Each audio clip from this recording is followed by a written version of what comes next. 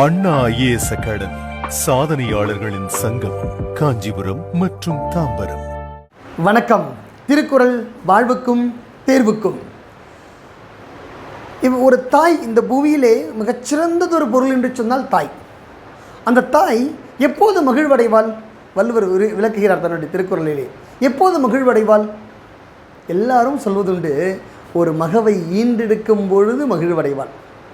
மகவை ஈன்றெடுக்கும் போது, ஏனென்று சொன்னால் பெண்மை என்கின்ற வட்டம் பூர்த்தி அடைகின்ற இடம் எதுவென்று சொன்னால் மகவை ஈன்றெடுப்பது, ஒரு குழந்தையை பெற்றெடுப்பது, குழந்தையை பேறு பெறுவது.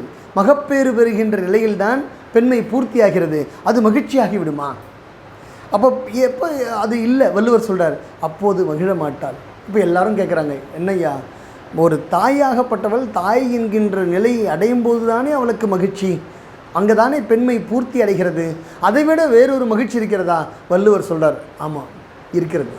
எல்லாரும் ஆச்சரியமாக கேட்குறாங்க, என்னங்க ஐயா இருக்குது, அதைவிட வேறு நிலையில் பெண் எப்போது மகிழ்வடைய முடியும் அப்படின்னா வள்ளுவர் சொல்கிறாரு, ஈன்ற பொழுதி பெரிதுவக்கும் தன் மகனை சான்றோன் என கேட்ட தாய்.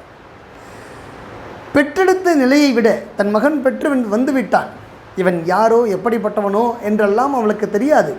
ஆனால் தான் வளர்க்கின்ற முறையிலே அவள் வளர்ந்த பிறகு ஊரில் இருக்கின்ற பெரியோர்கள் எல்லாம், சான்றாண்மைகள் பொருந்திய பெருமக்கள் எல்லாம், இவன் போகிறவன் சான்றோன் என்று தன் செவி வழியாக அந்த தாய் கேட்டால் அப்போதுதான் மகிழ்வடைவான். ஈன்ற பொழுதின் பெரிதுவக்கும் என்று, ஈன்ற பொழுதின் என்று சொன்னால் அந்த நிலையை விட என்று அர்த்தம். பெரிதுவக்கும் மிகுந்த மகிழ்ச்சி அடைவாள். ஊக்கம்னு சொல்லி முடிக்கல பாருங்க, பெரிதுவக்கும் என்று சொல்கிறார். மிகுந்த மகிழ்ச்சி அடைவாள். எப்போது? தன் மகனை. வார்த்தைகளை தெளிவாக செதுக்கி வைக்கிறார். தன் மகனை, ஊரார் மகனை அல்ல, அது வந்தால் அருள், இது அன்பு. தன் மகனை சான்றோன் என கேட்ட தாய்.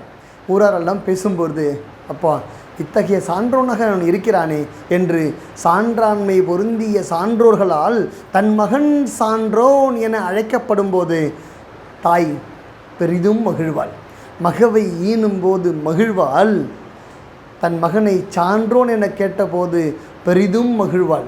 பெரிதுவக்கும் என்று வள்ளுவர் குறிப்பிடுகிறார். அப்போ எல்லோரும் தன் தாய்க்கு சான்றாண்மை பொருந்திய சான்றோர்களால் சான்றோன் என பெயரிட்டு கொடுப்பதை, பள்ளி பருவங்களிலே படிக்கின்ற மாணவ கண்மணிகள் எப்போது சான்றோன் என பெயரிட்டு தர முடியும்?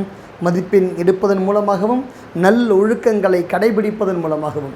ஒழுக்கத்தை கடைபிடித்து நன்கு கல்வியை கற்று அந்த கல்வியின் மூலமாக திறம் காட்டி மதிப்பெண் பெற்று வருகின்ற வேளையிலே அந்த படிக்கின்ற பருவத்திற்கு நீ தாய்க்கு சான்றோன். உன் ஆசிரியரோ, அந்த ஊரில் உள்ளோரோ, பக்கத்து வீட்டுக்காரரோ உன் தாயிடத்திலே உன் மகன் சான்றோன் என கூறுவ வாய்ப்புண்டு. படிக்கின்ற கல்லூரி பருவம் வரை அப்படித்தான் தாய்க்கு பெருமை சேர்த்தல் வேண்டும்.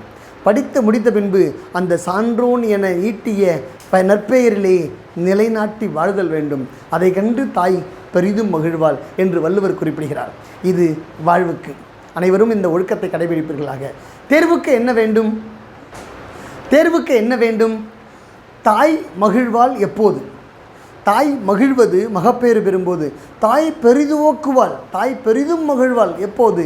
தன் மகனை சான்றோன் என கேட்டபோது. இது முதல் வினா. தாய் பெரிதும் மகிழ்வாள் எப்போது? தன் மகனை சான்றோன் என கேட்டபோது. ரெண்டாவது கேள்வி, ஈன்ற பொழுதின் பெரிதுவக்கும்.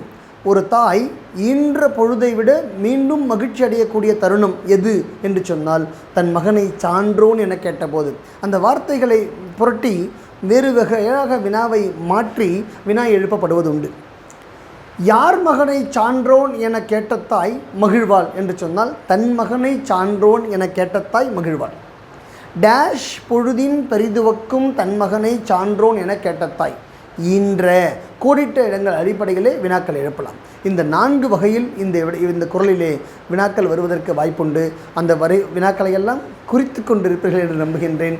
குறித்து கொள்வதோடு தேர்வுக்கு அறம் கற்றுக்கொள்வதோடு வாழ்வுக்கு அறத்தையும் சேர்ந்து கற்றுக்கொள்வோம். வாருங்கள். நன்றி.